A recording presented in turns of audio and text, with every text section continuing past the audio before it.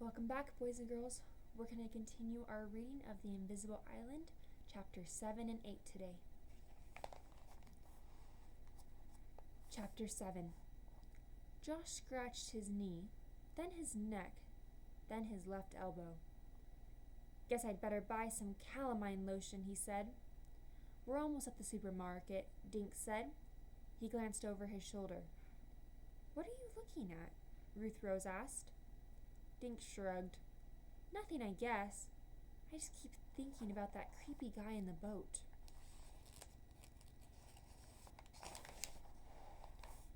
"Do you think he recognized us?" Josh asked.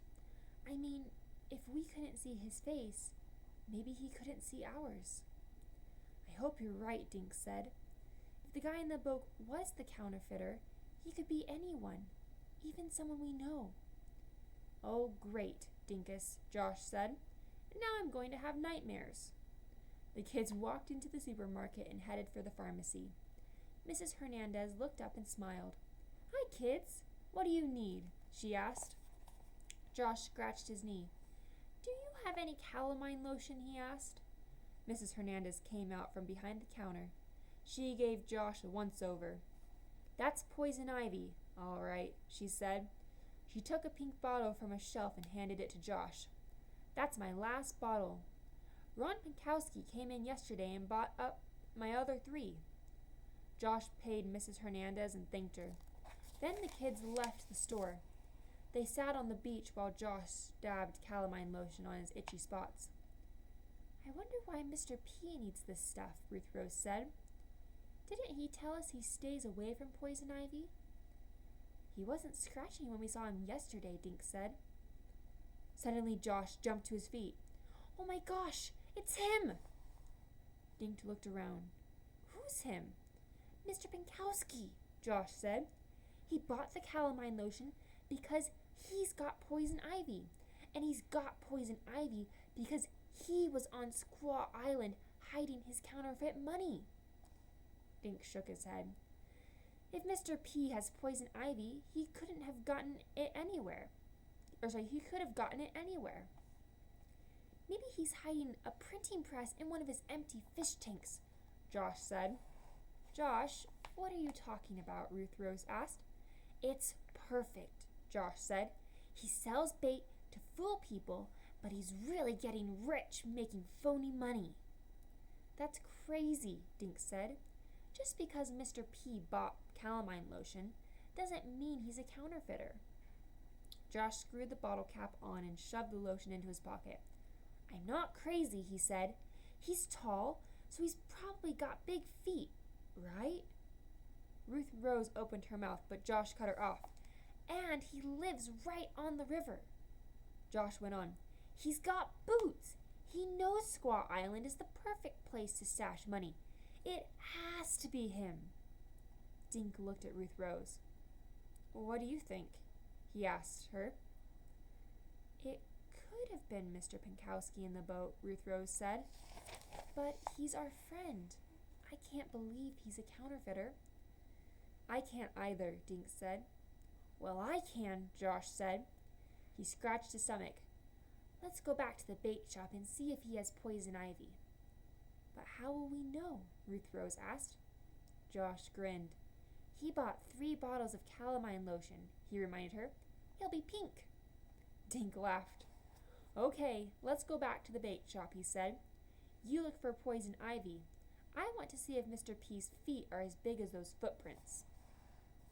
Chapter 8. "Well, you were right about one thing," Ruth Rose whispered to Josh. "Mr. Pankowski does have big feet." "Yeah, but they still don't look as big as those footprints we saw," Dink whispered back. The kids were hiding behind the bushes near Ron's bait shop. Ron was standing in his yard rubbing a cloth over a small green boat. "Look at that boat," Josh said. "It could be the one we saw out at the island. But I don't see any calamine lotion on him," Dink said, "and he's not scratching." Just then, a black car pulled into the driveway. Ron waved as a man in the dark suit stepped out of the car.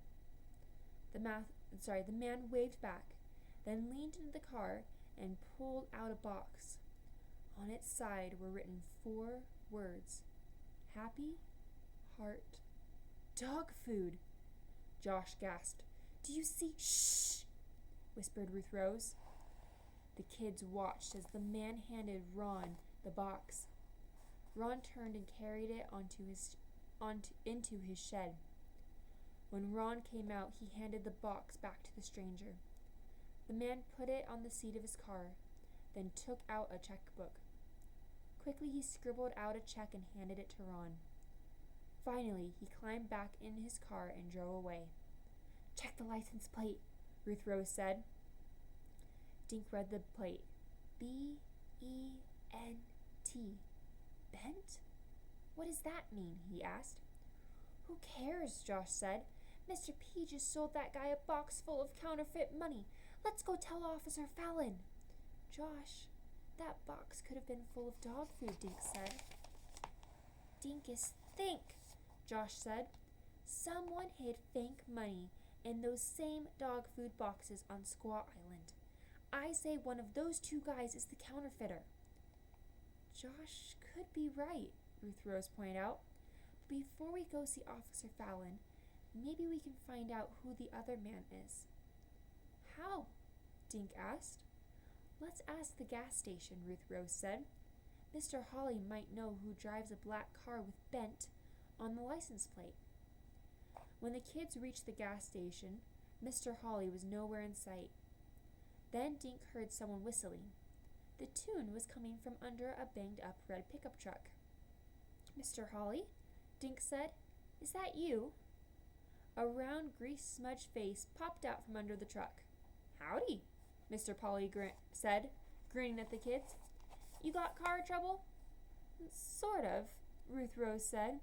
Do you know who owns a car with Bent on the license plate?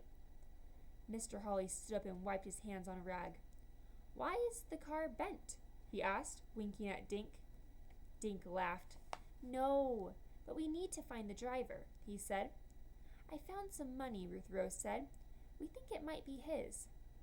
Sounds like those new folks, Mr. Hawley said. Mr. and Mrs. Warden Bent. A few weeks ago, they rented a small house on Fox Lane. I put a set of spark plugs in that snazzy Lincoln of theirs. Fox Lane? Dink said, giving Josh a look. That's over by the river. Righto, Mr. Hawley said. Nice view of the water. Now, if you'll excuse me, this old truck needs my help.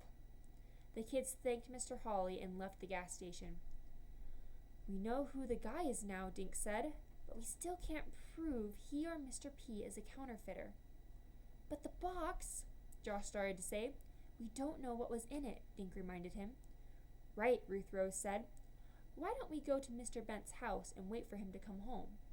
Maybe we can get a peek at that box when he goes in his house.